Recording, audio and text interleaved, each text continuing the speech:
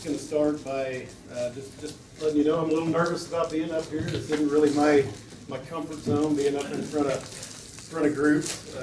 Also nervous a little bit about giving my kind of quote unquote formal testimony for the first time. I've never really done this except for more of kind of just a casual conversation. So just bear with me, please. And just my prayer is that something I'll say will resonate with people. That hopefully you all will be able to get something out of what I say, and really that God will just kind of speak through me and give me the words today. So first person I want to introduce is my wife, Rachel. I can make this real short. I can just basically say that this is my wife. She's married to me for almost 15 years. She's raising a family with me, and I mean, if that's not proof that there's a God and that He loves me, I don't know what it is. So we could say amen and dismiss right now, but I think I probably need to say a few more words. So, but thank you for being here. Thank you for your support and just being my teammate, my partner, and every year just gets better with you. So can't wait to see what we go through next. Again, I am thankful to be here. I'm thankful to, kind of be pushed out of my comfort zone a little bit. I know it's good for me. And even just taking the time to start prepping for this, I started to, really appreciate that process. Just getting to look back and kind of keep thinking about, all the ways that God has blessed me. The older I get, it's just undeniable that all these things in my life, I mean, it's not my, it's certainly not my talent, my intelligence, or anything like that. It's God's provision, and so I see that, and so I think that's something we need to remember. And so I would kind of maybe start off by encouraging you all about that to kind of remember those things that God has done for us. There's a term called spiritual amnesia, and I think I heard it some years ago. It's a pastor named Larry Osborne that came up with it, but the whole idea is just how quickly we can forget the good things that God has done for us.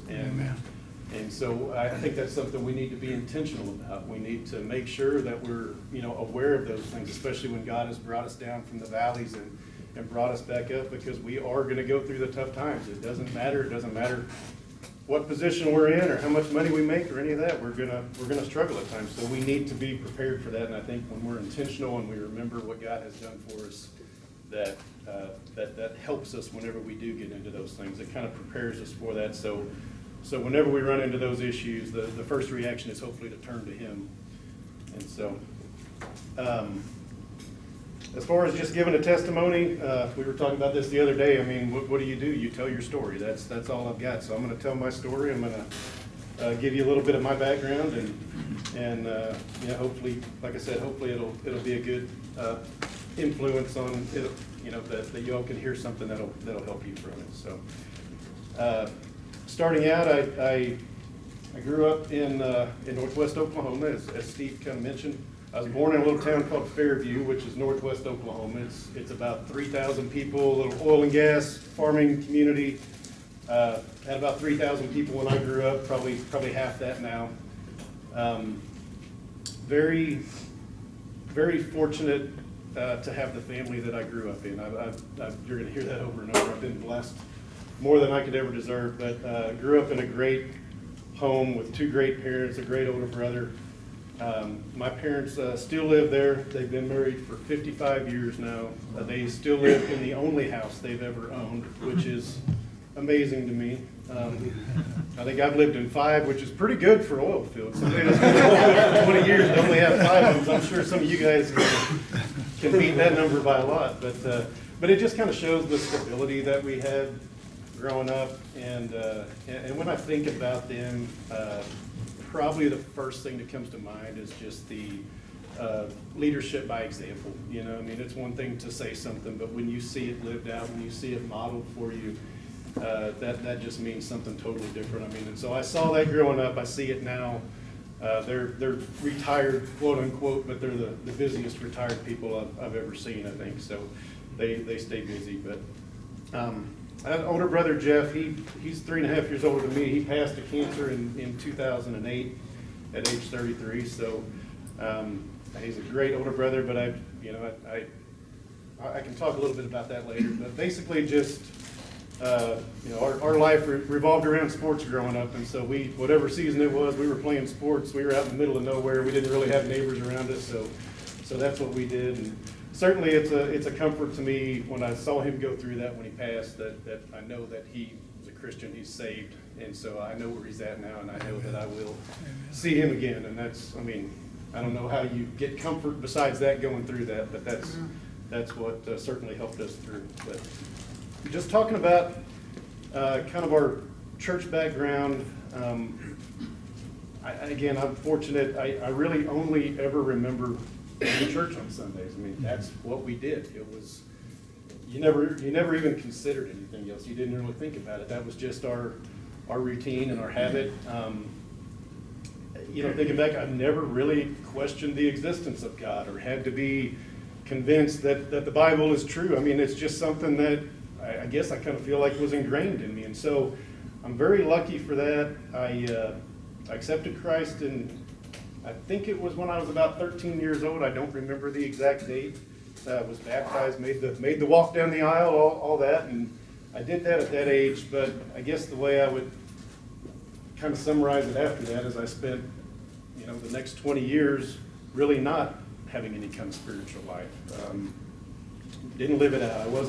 I wasn't seeking after. I wasn't following Jesus during that time. So that really kind of covered most of my youth and my young adult life. And that's just, I'll hit on that a little bit more later as far as looking back, and I think maybe I kind of fell into that, but that's kind of the truth of what happened. I went to school at Oklahoma, at OU, University of Oklahoma. Honestly, I went there mostly because I was a fan. That's the first start. And that was the first thing that drew me there. Most of the people from where I grew up actually went to Stillwater, to Oklahoma State. It was closer, and it's even kind of more of a small town feel. There was probably some things there that kind of matched up a little bit from where I grew up. But I was always drawn to Norman, to OU. When I visited, I liked it. By my second year there, I had kind of got myself, steered into engineering and decided to go into the petroleum side, and so all of that worked out for me. I ended up getting my petroleum engineering degree, and we won a national championship in 2000, so that's a bonus.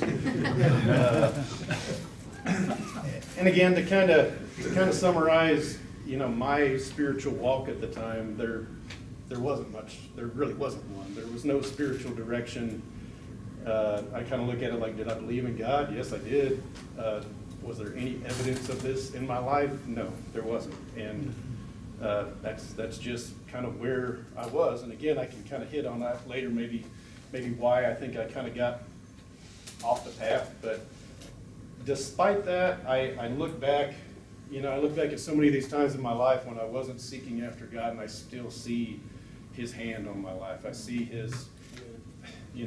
I had no direction, but for some reason, whatever I did, it just seemed to work out. And so that's all I can attribute it to. A couple examples from this, I think I'm very lucky that I got into the oil field when I did. I graduated in 2002.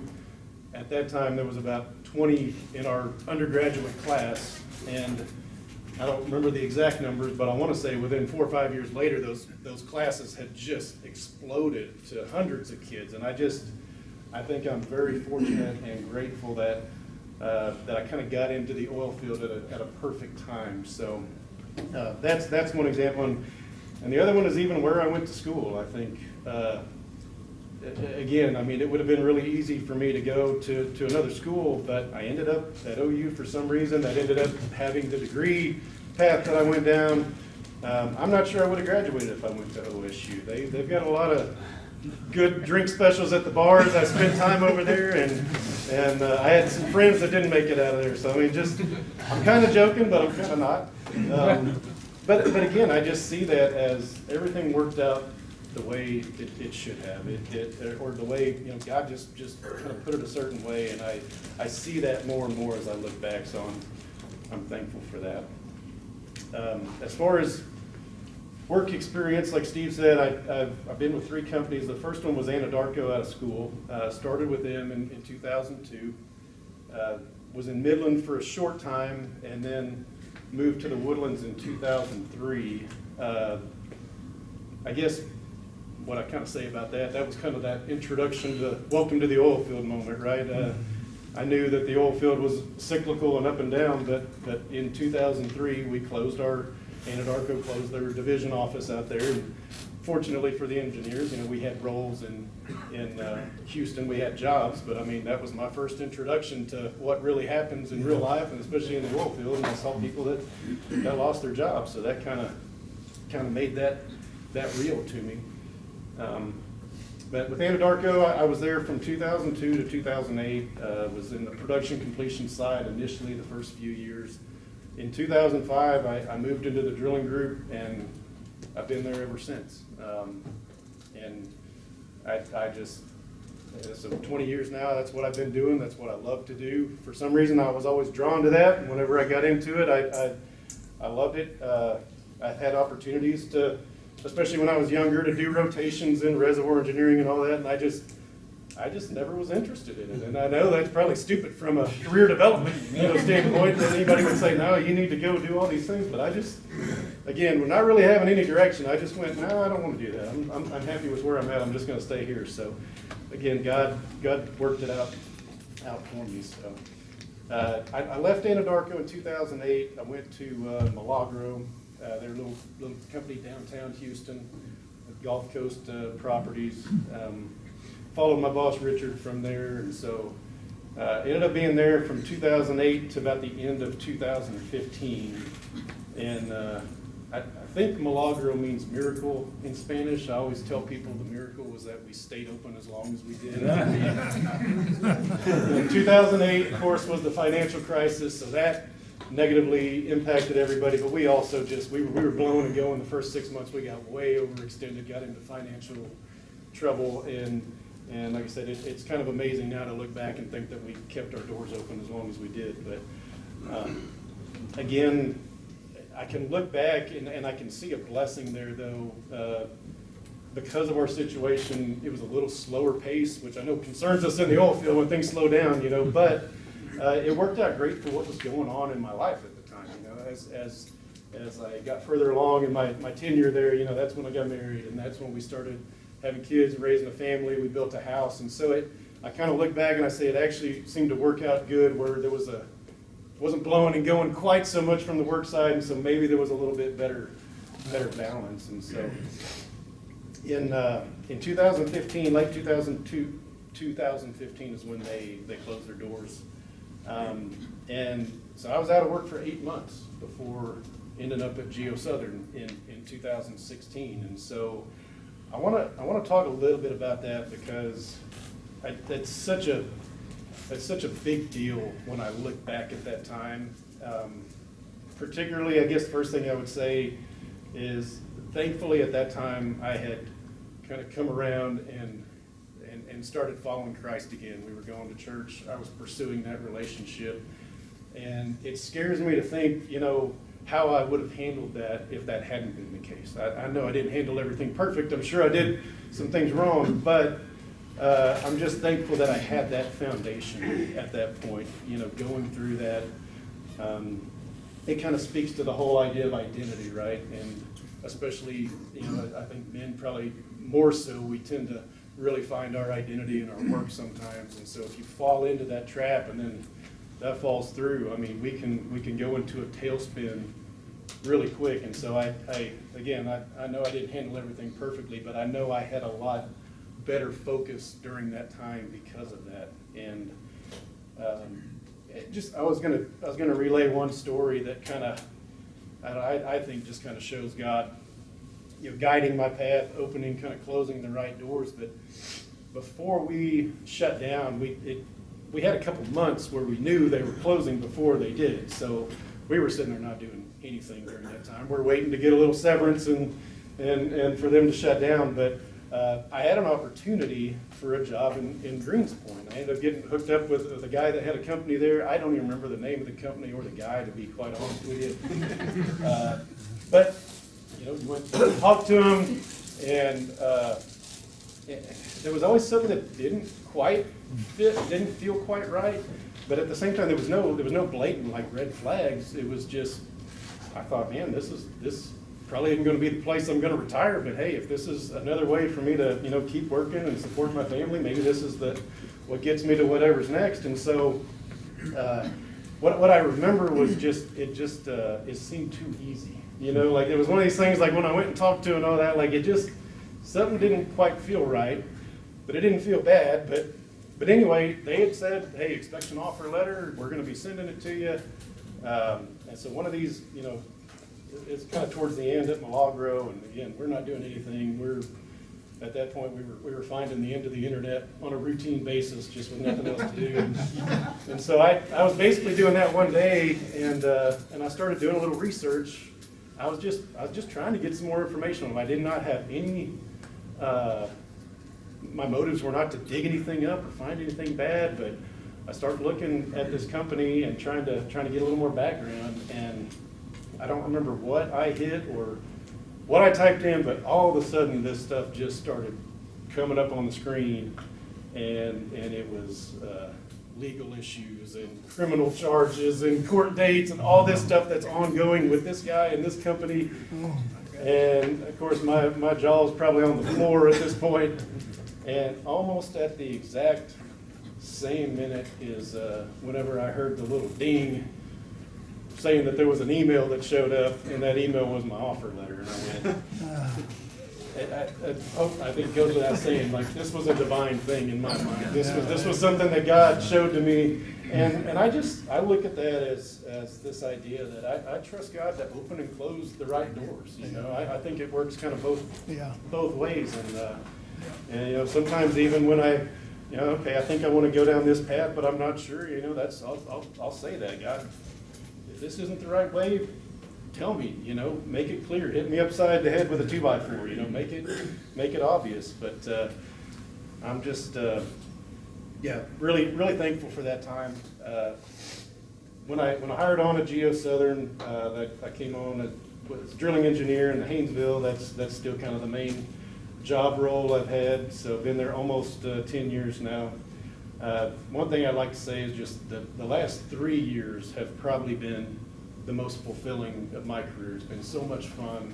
A couple of reasons for that. One, just we've made a lot of improvements. You know, we're drilling longer and longer laterals. We're doing it in shorter time. It's just been fun to be a part of what seems like kind of a continuous improvement. But more so is just the team I get to be a part of. I mean, our whole operations team, it's just, you know, you work at many companies and you see it's not usually like this. You know, it's not uncommon to have the finger pointing between drilling and completions and production and different things going on. We don't have that. We don't have a bunch of drama. We have guys that get together when something goes wrong, we figure it out. What do we need to do different? I think it speaks to the culture and the leadership at our company that's kind of what they set, that's what they expect. And so it's just an awesome team to be a part of. John Alexander, my boss, he's the drilling manager, and Kyle Johnson is the other drilling engineer. And so really getting to work with them every day is, I can't tell you what a blessing that is. And I know I probably don't tell them enough, I probably don't show that enough, but it makes it awesome to go to work all the time. One of the things I always remember about John, I don't know if you remember this, but when I interviewed in 2016, I interviewed with John, and it was a pretty quick interview, but I don't remember exactly the context of it, but John mentioned, you know, the word humility or humble or something like that. And at the time, it was like a little bell going off in my head, like, man, I can't, you know, we're drilling engineers, we're not necessarily known for humility. That's probably not the first word that comes to mind a lot of times, you know, in the industry. But hearing him say that, it just made such an impression on me. And it's not like I was going to turn them down because I was desperate at the time. It didn't matter what they offered, you know, or what they were paying. I was going to go to work for them if it was there. But it just made me feel so much better about it. And so besides that, John's he's always there to say something encouraging when things do kind of get off in the ditch a little bit. A couple words, I mean, really just helps to lift my spirits. So I always appreciate that. He's a little more aggressive than I am. I'm a little more conservative, so I think we balance each other out pretty well. We work together on everything. There's no ego in our group. It's just, we just want what's best. We want to do what's best for the Wells, for the company, and it's just, like I said, it's such I'm so blessed to be a part of that group. But one other thing I'll say about Kyle, he seeks to serve others. Probably a couple times a week, he's coming in and says, hey, can I help you with anything? Can I do something for you? He just kind of has that servant attitude, and I really appreciate that. So, and I guess to kind of maybe wrap up this part, it just reminds me of how many times, God doesn't just answer prayers. He answers prayers and then just blows you out of the water, and like coming out of Milagro, you kind of, okay, I'm here, and then you're looking for a job, you're down here, I just want to get back up to here. I just want to be treading water, I'm not looking for anything perfect. And then you look at how God has blessed me, and I mean, I could never imagine it from where I was at that time. So just again, something to remember. And I remember specifically, as I kind of looking back at this whole time, this being out of work, and I thought, man, I never have a reason to doubt God. And not that I ever did have a reason, right? Like I didn't, but as I went through that, I looked back and I went, man, whatever I go through in the future, I want to remember this. Kind of what I was talking about before, the spiritual amnesia. Hopefully we all have something like that we can grab onto and that we can remember. Because again, we're going to go through the hard times, but I want to be able to draw on this in the future is kind of how I look at it. So again, I would kind of encourage you all to, maybe try to have something similar like that. But talk a little bit about the family. Again, Rachel, we got married in 2010. We were both actually in Anadarko where we met, 4 or 5 years before that. But we didn't start dating until 2009, married in 2010. And so my stepson Anthony is 14, so he was 14 whenever he was 14 whenever we got married. And so now he is 28, and as Steve mentioned in the intro, they've got a new daughter named Eva. That's our 8.5-month-old granddaughter, so that has been really exciting and quite a change over the last year or so. But Anthony was just, he's the easy kid. I mean, he just always mature, didn't act anything like me in high school, didn't have the attitude. I mean, a smart kid, just had his stuff together, and I'm so thankful for that. And I know, there's plenty of mistakes I know I made, whenever we got married, and just, dealing with that situation. It was something that I probably wasn't real well prepared for, but I'm so thankful for, how great a kid he is. And so I mentioned being grandparents, but we're not the stereotypical, empty nest, sitting in the rocking chair grandparents, because we got 2 kids of our own that we're raising. So my daughter Genevieve is a 7th grader, and our youngest Graham is a 3rd grader. Just to summarize Genevieve, she loves cheer. I think that summarizes quite a bit of it right there. That's her world. That's what she loves. She's kind of got that engineering mindset, which she gets from a little bit of both of us. But then Graham, I don't know if you'd say the opposite side of the spectrum, but he's a little different in his wiring.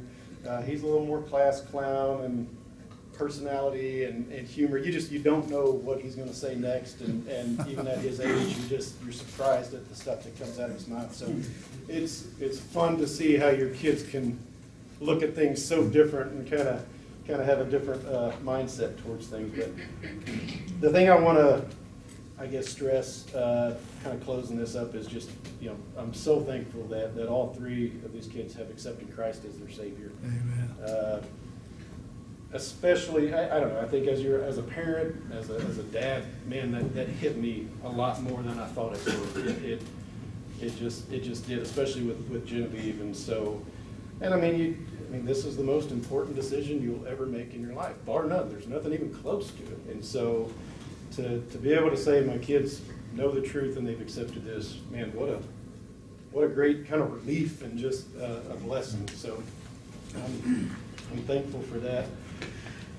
I want to just kind of close, or kind of take a couple minutes to, maybe kind of dig in a little more in my testimony, you might call it. I'm going to go back to 2013, kind of early 2014. That's when I would say my life really changed. That's when everything finally kind of clicked into place in terms of my faith. And I mentioned, like, I never questioned the Bible. I never didn't believe. I just got off on what I believed. And at that point, we started attending Stonebridge.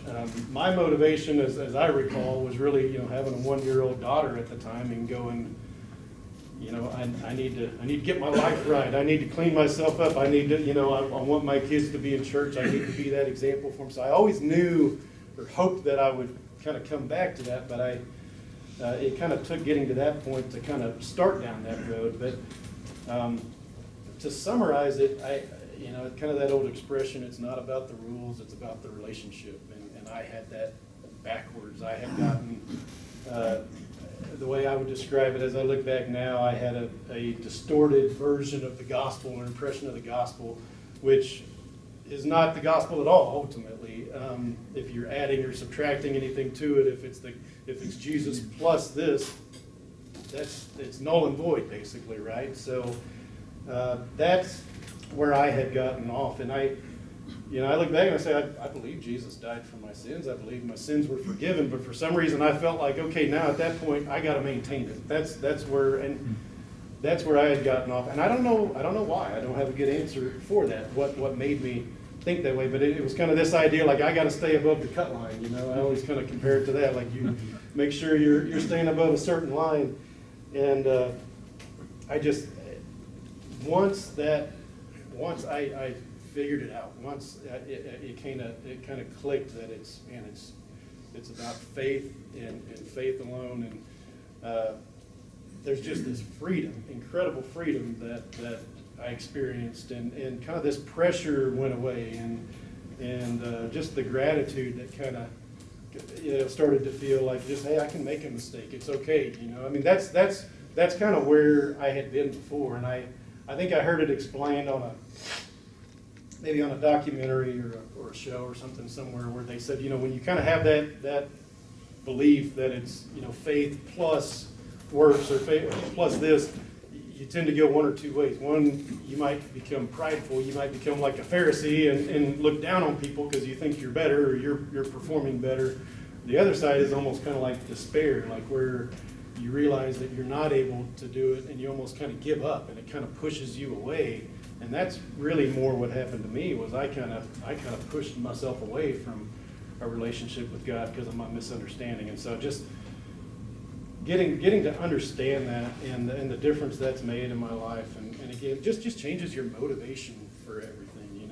You all of a sudden, you want to learn more, you want to do more, but it's because of what Christ has done for me. And so that was really the turning point. And so in the last 10 or 12 years, I mean, my life has changed so much. I mean, part of it's kind of like wanting to catch up for lost time, like I felt like I knew the Bible. I'd been to Sunday school and done all that, but I mean, I realized then I almost had to start over again. Like I feel like I was starting again, essentially. So started getting involved in some of the Bible studies, and to some men's events, and so that's something that I've really jumped in. I mean, just the more I've gotten plugged in, things have just gotten so much better as I've met more people, specifically kind of through our church, but outside of that too. But just brings up another point, and I think everybody knows this, but I mean, we are designed to be in community. We don't want to be isolated. We need people around us, and I would especially, other believers, people that believe the same thing, that we can do our life with, that we can pour into each other. We can keep each other accountable. There's guys here today I trust to keep me accountable. I mean, if I'm on the wrong way, I expect them to be there to gently correct me, if they're seeing something. But it's just so easy to kind of fall off of that and not be a part of that. And so I love being a part of the men's ministry just because of that, and just the way you can get into such deeper relationships and conversations, you know, it's just not the same surface level stuff. There's nothing wrong with that, but I mean, it's you want people that you can have real meaningful conversations with, and I think that's what you know we see a lot more. The other thing I wanted to and I always encourage, you know, kind of in men's ministry and stuff, is just be willing to take a small step and see what God will do with it. It's, I mean, that's how I kind of look at my life. That and kind of having just even one or two guys to kind of encourage you, invite you, you know, be that guy too, because you never know how much that can help somebody. But I look back and I didn't, you know, plan to get super involved in church. I just wanted to get involved. I wanted to start learning more, but the doors that God has opened and the way He's changed my life in these years is unbelievable, and it's because of that. And so that's why I like, you know, I've kind of found myself drawn to men's ministry. I think it's something that I'm kind of passionate about. I'm not saying I'm especially gifted in it or anything, but I just I love being a part of that because I want to see that happen to other guys. And I don't say that in any kind of way that I've figured it out. I mean, I say that with the utmost humility. I'm a work in progress and I'm still figuring it out, but it's amazing to look back, and it's so encouraging to look back and see where I was and kind of see where I am now. So trying to think if there's anything else here. I talk about, you know, encouraging guys, inviting them. We've seen that even just recently in our you know, men's retreats and stuff like that. How much impact you can have just reaching out to people, and I guess the bigger point, maybe I'll kind of close with this, is just reminding everybody of the influence that we have. We all have way more influence than we think, and I think sometimes one of the lies of the devil is to kind of make us think that you know, you're not famous, you're not a high position, you're just kind of down here, you don't really have a lot of influence. But that's BS. I mean, that's wrong. We all have a sphere of influence, and we influence people way more than we know by our actions and our words, and so I just kind of encourage you to kind of be aware of that and try to exercise. I mean, certainly with our wife and our families and our kids, and it kind of starts there, but there's more outside of that. And so maybe I'll just close with a couple of things. Even kind of this year, I don't know if I'd call them resolutions, because I don't really do resolutions, but I know just a couple of things I've been thinking about more this year is just this idea of you know, being different from the world, and how so many times you can line up believers and people from the secular world, and they, you know, especially when you're outside the church gates, they won't be able to tell a difference, right? And I think there's a challenge to us to try to live differently, try to you know, act different in how we respond to things, especially during the hard times, and you know, that's where people start to notice, and they go, wait, something's different with them. What's going on there? And so that's something I've been kind of challenged by. And then just the idea of I think we can either draw people to Christ or we can repel them. And I hope to be somebody that's drawing people to Christ by the way that hopefully I use my words and my actions. But